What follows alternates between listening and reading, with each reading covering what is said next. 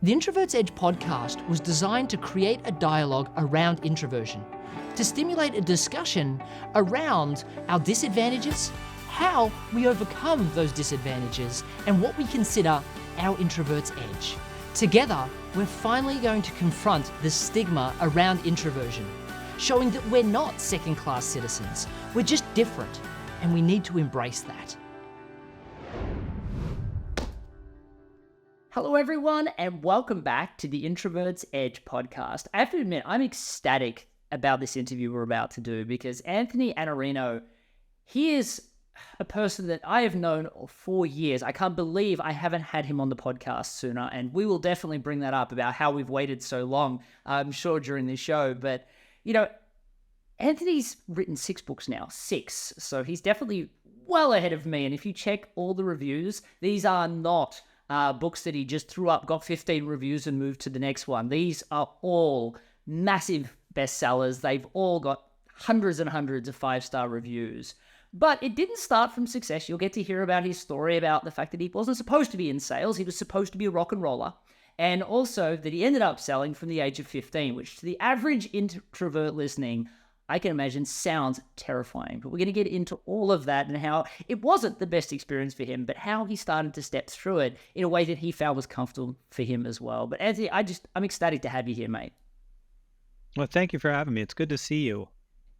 Yeah, it's terrific to get to do this and to see you as well. And we've left it too long for us catching up as well. So hopefully we can remedy that. I think COVID has made us all just a little bit more used to not seeing all of our friends as often. So I think that a lot of introverts, especially listening at the moment now, perhaps even find it a little bit more difficult to reach out to people, which is why sales as a topic is so vitally important. And I really want to get into your story a little bit because when I hear the concept of I want to be a rock and roller and I also want to I believe that this person that I'm listening to is going to be able to help me as an introvert. And I mean, want to be a rock and roller, even though there's a huge number of rock and rollers that are introverted, and then chose to pick up the phone and actually do sales calls at the age of 15. Tell me a little bit about, I mean, those seem like 2 different people's backgrounds, not a single person. So help us understand you a little bit more. Yeah, I can share. I don't know that I've ever shared this before, but I'll share it with you.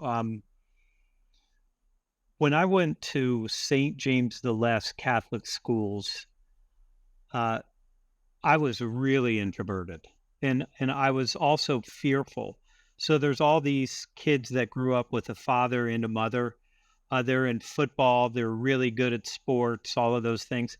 I'm not good at anything. I'm literally not good at anything at all. I'm not interested in being in school. I don't want to be around these people. I'm totally introverted. So I don't even speak. I mean, I have to sit because I don't have the courage to even ask for a hall pass to go to the bathroom. That's how introverted. That's where I started. And I was always afraid, like, these people are stronger than me. They're bullies. There's all these things that were happening to me at that particular time. And I don't know if I've ever told this to anybody, but at some point, I had a reaction to this. And I started to engage, and I was engaging with the worst possible people that you can imagine. So if you have children, like, these would be the people you would say, I don't want you being around. That's what I was around for a long time. And at some point, it started to help me come out of my shell very, very late. Like, I have a little daughter. She's tiny. She's like 5 foot tall. She reacted to her brother and sister, and she came out of her shell really fast. And then she's never gone back in. Like, she's just aggressive. I couldn't imagine, like, she was like 7 and that happened to her. And then for me, it was like probably 13, 14 before I could even talk. I mean, literally, I was afraid of everything.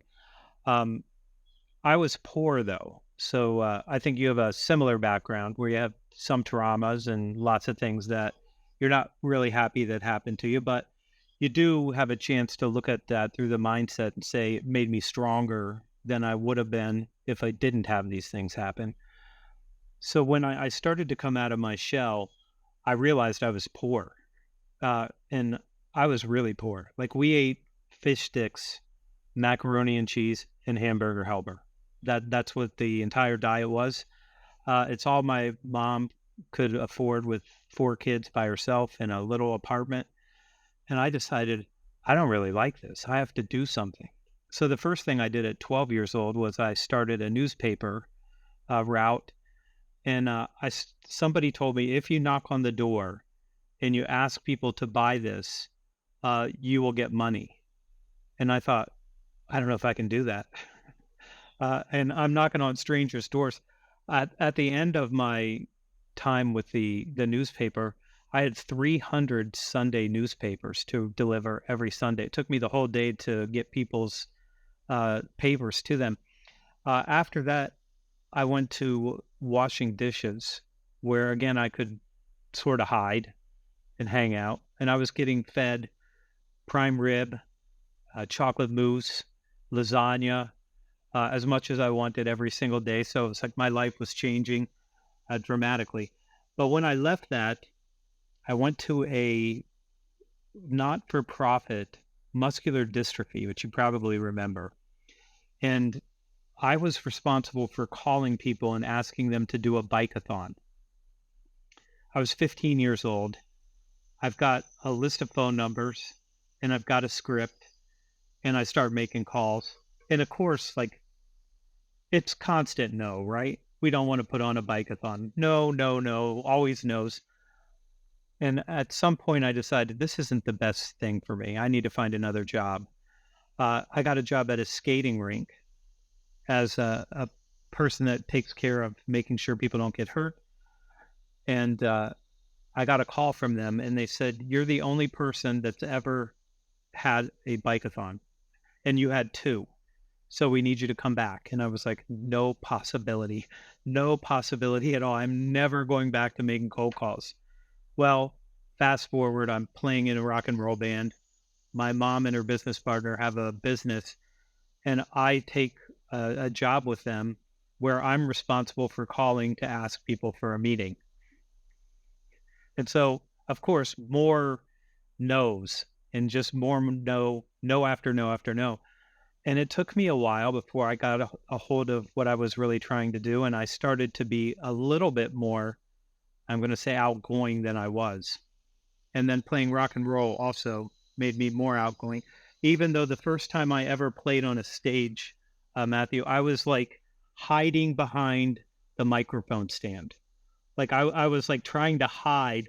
I'm the front man of a hair metal band, and I am stuck in that place just because I wasn't free enough with my body or my movements or the things that I wanted to say. And it took a long time for me to get over that. My brother, who was my bass player, was totally outgoing. Like, he's just a madman. He's running all over the place. He's a wild man.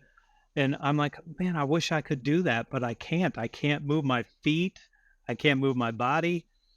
And eventually, I got comfortable enough that I could start doing that. And I think there are other people who are frontmen who are also introverts. So I would look at somebody like Eddie Vedder. Like, he's not David Lee Roth. He's not Mick Jagger. He's none of those things, right? But he's still very successful because he's got something to say. So that's how I sort of came out of my shell. It took me a lot longer than I wish it would have. Anthony, I want to just firstly really appreciate your honesty there.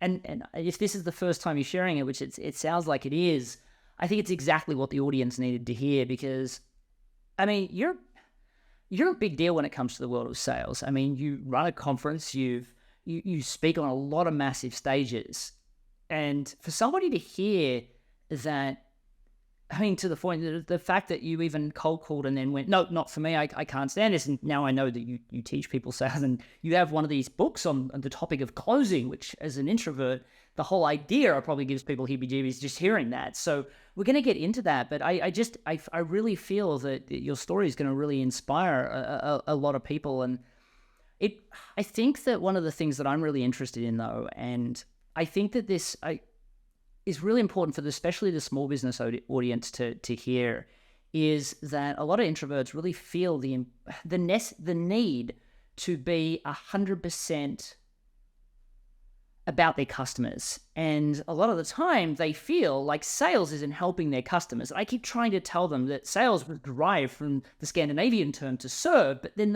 it's like they feel like they have to become a different person when it comes to selling. And I mean, you've written a book called Eat Their Lunch. And that's all about stealing your clients from the competitors. And I could just imagine the mental explosions people are having just hearing these concepts as I'm bringing them up. Can you help people understand, how you see sales and really where you see small business owners getting in their own way when it comes to getting their self mentally right to sell? Yeah, I think that there's a lot of baggage that comes with the idea of selling. And it's because, like, right now we got all the bros, right? The bros who are like pushing, always trying to ask questions like, could you do this by Friday? Like, it's all self-oriented. I mean, so this is the one thing where the introvert has such a higher probability of winning by being other oriented. Like, this is the most important thing. I've said this since the first book. Selling isn't something that you're doing to somebody. You're doing it for them and with them to benefit them. That's what we're doing. And if you ever feel like, well, I shouldn't be trying to serve them this way, you are incorrect. Like, this is exactly what people want. They want help. And when you think about the environment that we're in right now, I always call this the AC/DC environment. Even though I was a good Bon Scott and I could also do Brian Johnson when I was a singer, but this is a different AC/DC. This is accelerating constant disruptive change. And that's where we live. We got a hot war in Europe. Who would have thought that was going to be happening? The greatest inflation in 40 years. We've got political divisiveness. We have all these factors that are weighing on the environment that we're in. And what this means is that people need more help. They need more certainty. They need us to give them more time. I know a lot of people in sales, their sales leaders are like, we need to get velocity. We have to do it faster. Slow down, give them your time, give them your attention, give them your help. And you have such a greater odd of winning their business by being that person and not the person who's trying to push them. You never have to push. It's a game of pull. Like, when you have a great conversation with someone and they're learning and they're trying to figure out how to make this decision with your help, you're in a much better place than anybody else. So I would say just be who you are. And the other thing is, you can't be anybody else anyway.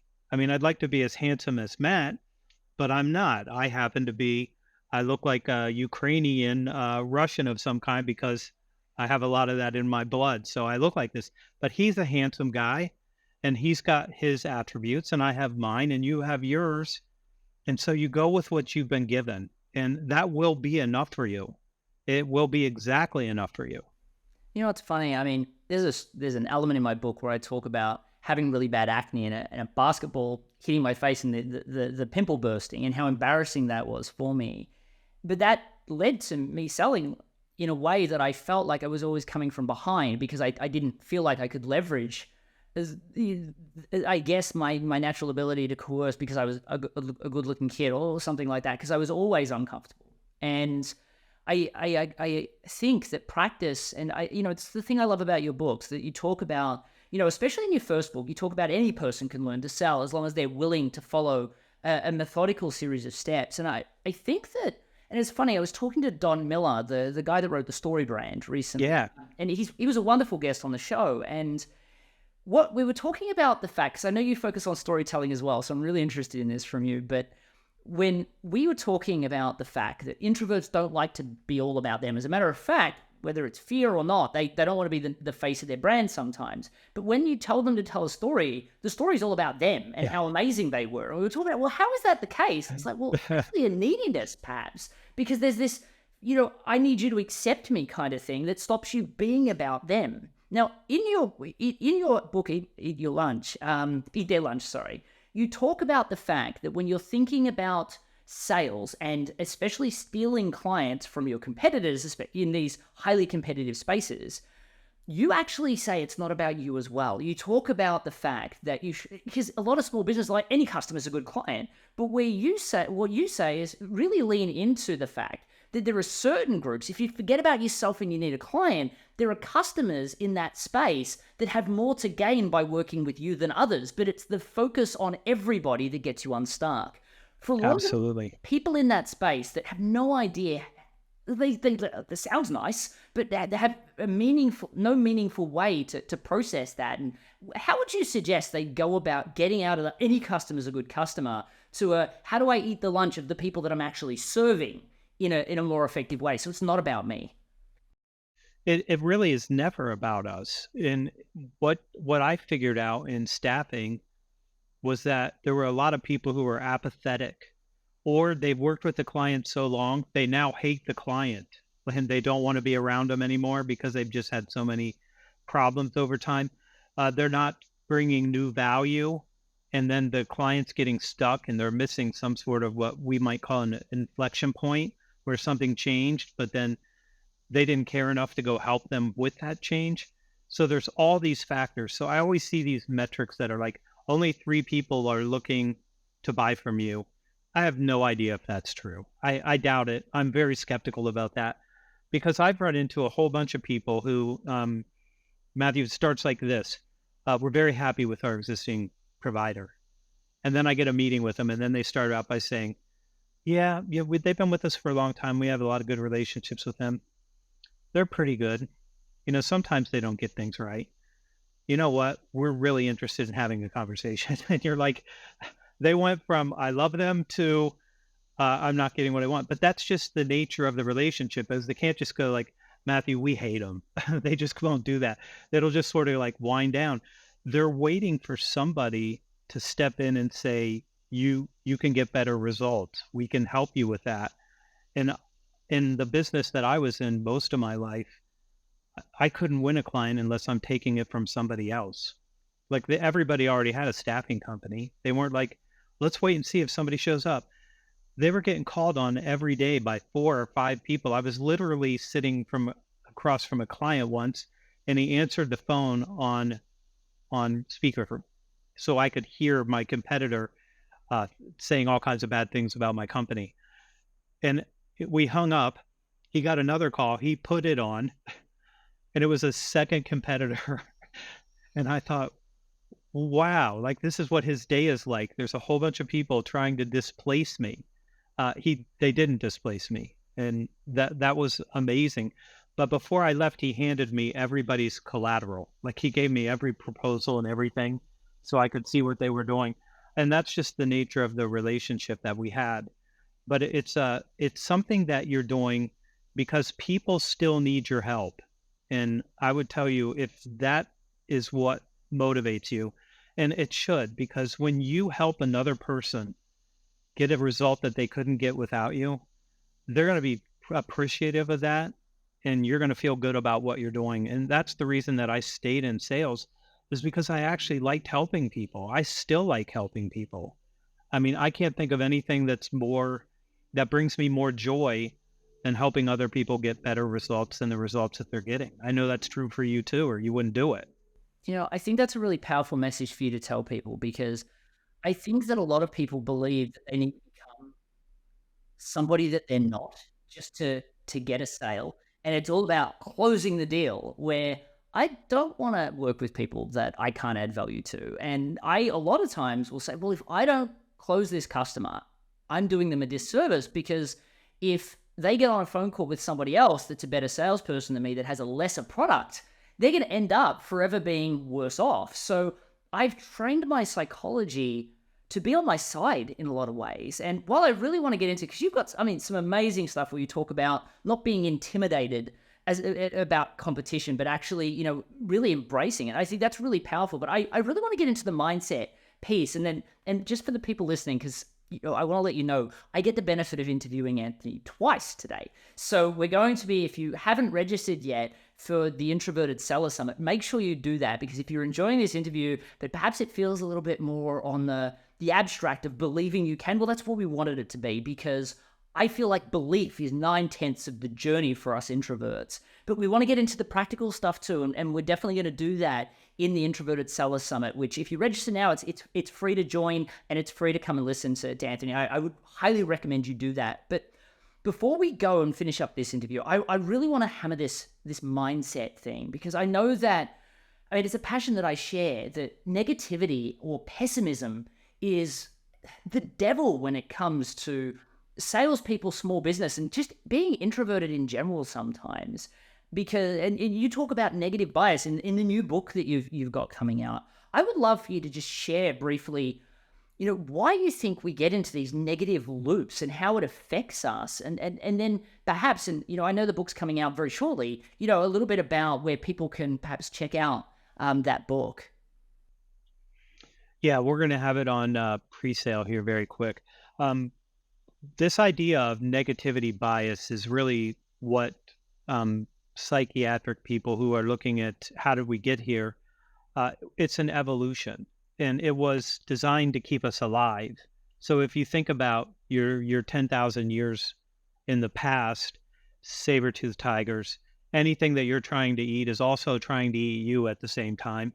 Anybody that your neighbor is likely to hit you in the head with a rock or something and steal your food or your wife, whatever. Like it's a terrible environment to be in.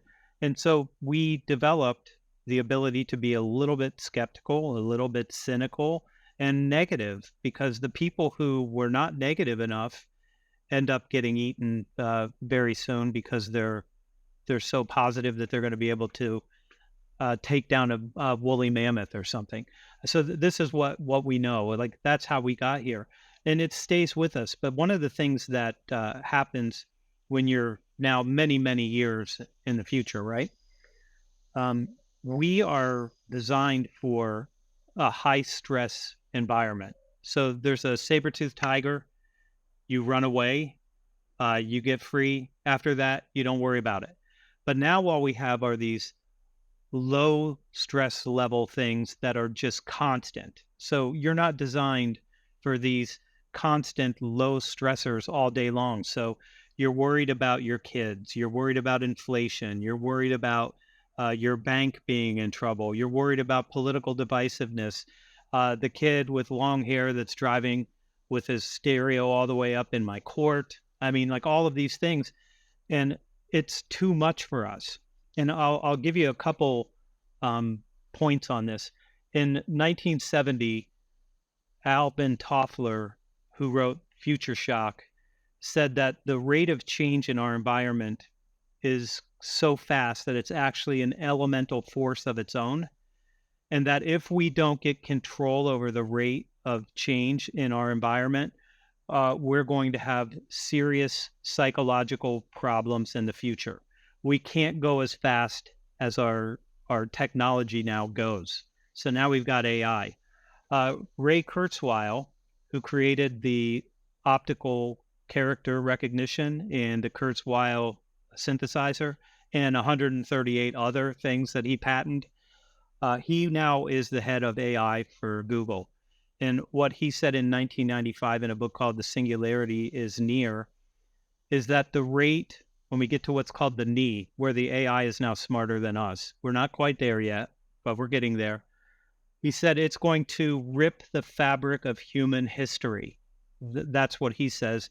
And Yuval Noah Harari, who wrote Sapiens and Dos Homo, he said that all this information that we're getting actually is just confusing us, and it's even making us more stressed. So this is where we are. So when you start thinking about this external environment, the rate of change right now, it's just very, very difficult for people, which is why we have so much concern about mental health. And when you look at things like homelessness, and you look at the stats around fentanyl, 110,000 people die of fentanyl every year. And the reason our expectation of life is reducing right now is fentanyl and suicide. Those are the two major factors right now. So this is where we are. So I wrote a book called The Negativity Fast because I felt like I did it for me. I wrote the book for me. I did the work for me. And then I realized I should be making this available to other people who want to get control of their negativity. And I want to make sure that people understand this. I'm not a doctor, I'm not a psychiatrist. I'm a person that looks for strategies that work. And I will tell you, after reading all that I read, and there's a big part of the book that's just citations at the end, you're allowed to be negative. Sometimes it's good for you to be negative. Sometimes it's exactly the appropriate response to have to some event or something that's happening in your world. So don't think like, well, I'm going to be positive every minute of the day. That's not good for you either. You are built this way because this is what we are. So I would say don't think that I have to be positive every minute, and don't think that you have to be negative every minute either. So you have to balance that. But on balance, if you use some good strategies, I'll give you the easiest one for people to execute. Marty Seligman created positive psychology at Penn State, and there was no positive psychology before him. And what he had people do was write down at night 3 things that went well for them and why they went well for them. If you do that for 2 weeks every night, so 3 things, not a gratitude journal, not like I love my family, I'm grateful that, none of that stuff. So something that actually happened during that day.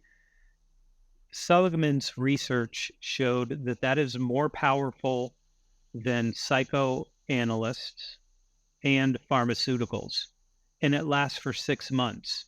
So these are the kinds of things that gratitude, when I was studying gratitude, I was stunned, will lower your blood pressure, increase your immunity to diseases. I mean, it's amazing how powerful just gratitude is. But nobody tells you that. They don't tell you that in college or in high school, and you don't know just that how powerful something like that is. That's a really important message, and it's interesting. I'm playing a balancing act here, because the application's far more than just small business, far more than just business and career professionals in general. It's such an important thing for people to hear. So I don't want to belittle it by saying that the applications in running your own business are so vitally important. So I want people to really embrace that for a second. That being said, the applications in business, I just don't feel like I would be here without constantly focusing on banishing negative mindsets. Now, thinking about things, because you have to be a realist and actually looking at the negative things that could happen and assessing those, but not living in them every day. And for me, what was really interesting is that, and you've had a very successful career, so I'm wondering about yourself as well, but you almost get success apathy, where you're hitting all these awards and milestones. So you then feel like you've got through a week where lots of good stuff's happened, but you haven't really taken it on. So you still feel like you're not going anywhere. And then for those other people, and I remember what it was like to first get started, and you've got all of these little things that you've achieved, but at the end of the week, you feel like you've achieved nothing, because your brain is trying to aggregate those into something as a one significance. So it feels like you're working really hard going nowhere. I feel like from that perspective alone, it's so important to have control over your mindset. So I guess we're running way over time here, but you just opened up a can of worms. I apologize for that. But I really want to make sure, for the people that are listening to this, do you find that a lot of people get lost in this kind of lots of little tasks don't seem like as a high level thing, and that's why you're suggesting writing these things down? Or is it just that everything becomes mundane? Yeah, I think that if you don't take credit for those things, it's a mistake. I mean, even if it's a small win, it's a small win. It's not a small loss. I think that's one of the things that Seligman got right, is you have these things that happen and you go like, well, that was okay. It wasn't bad, so it's not negative. But I think if you write them down, and I've done this with one of my companies, where I've asked everybody to do their blessings in a chat, and I thought that would go on for 2 weeks. It's still going on. It's been going on for months. Yeah, and they're still interested in saying what good things happened to them, and now it's starting to become a habit. Well, that's terrific. Well, let's do this. Now, I would recommend to everybody that they definitely check out this book the moment it comes out. And it comes out on October 31st. So, you can definitely pre-order it now.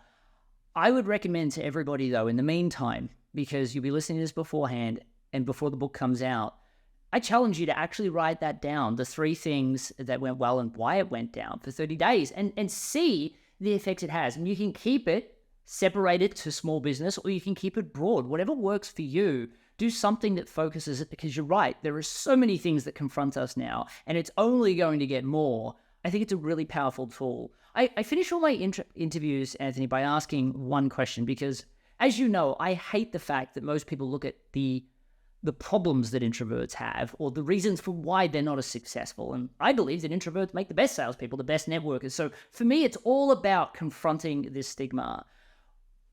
If you can think about your growing up and the personality and the struggles that you had, my bet is there was one edge that you had over everybody else. The thing that gave you the strength or gave you the advantage because perhaps of the hurdles that you faced. What would you consider your edge? I had 2 things that were helpful for me. One, at some point, I realized that I was smart, not like genius smart, but just smart. So that was number one. And then number 2, I could make people laugh. And if I could make people laugh, it kept me from getting beat up a lot. So that was the 2 things. I was just trying not to get beat up as often as I was getting beat up, and I was not. I fought a lot. If I was good at it, it would be okay, but I wasn't. It wasn't my thing. So I figured out how to do that. I think that was we all make these adaptations. The introversion is an adaptation to something. And if somebody's an extrovert, that's it's something that they're going to try to adjust to their environment. Like my tiny daughter, her brothers and sisters are way taller than her. They were pretty much pushing her around. And then that was her adaptation, was like, I'm going to be bigger than you. She's tiny, but she is bigger than them when it comes to her spirit, and that's an adaptation. You are what you are. And listen, you're here for 4,108 weeks on average. I'm looking at 1,377 remaining. And you're here for a short time. Just be the best version of you. There is no reason to try to do anything else. Like, you are what you are. You're here for a reason. And just go do that and don't worry about it. It'll all work out. I think that's an important message for people to hear. And I love every time you say things like be the best version of yourself, you're not trying to convince people to be someone they're not. You're just saying lean into who you are, which I love. Hey. We have to cut this interview short because we have another interview to get on for the Introverted Sellers Summit. So for those people that are just listening to this one now and have never heard of you before, you've got way too many resources out there. I can feel people getting overwhelmed just hearing it. Where would you suggest? Is there a book, a template, a video that you would suggest people start with to really start their journey into your stuff? I would tell you the one-up book called Elite Sales Strategies doesn't require that you're an extrovert at all. It doesn't require that you're an introvert. All it requires of you is to be smart and to have good questions for your clients, and to know the things that they don't know that they don't know. And that is available to every single person. It has nothing to do with your personality whatsoever. You can do that whether you're an Enneagram 8 like me, or if you're an Enneagram 3, whatever you happen to be, that's what you are. But anybody can do this.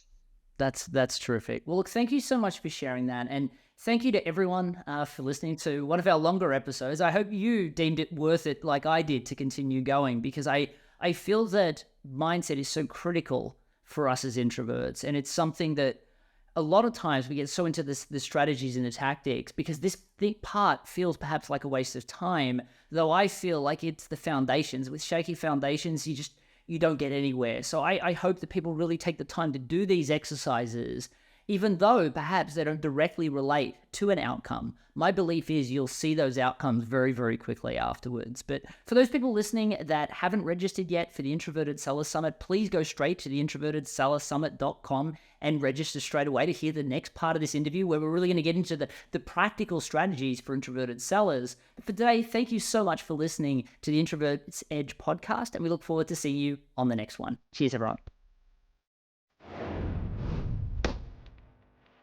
I'm Matthew Pollard, the author of The Introvert's Edge to Networking. I'm on a mission to help introverts to be proud of who we are. For the first time, you'll learn a process for networking that feels comfortable and authentic to you as an introvert. A process that doesn't feel salesy or awkward in any way. I saw at least half of my board members, 3 in particular that I can think of, that now are so comfortable in literally going up to people at events. All of a sudden, I can see the confidence. Most of the networking books and literature out there really focus on hardcore tactics designed for extroverts. As introverts, we're different, and we need to embrace that. We need a system that allows us to channel our natural introverted strengths into the networking room. You will learn how to be successful at face-to-face networking and a masterful online networker on your terms.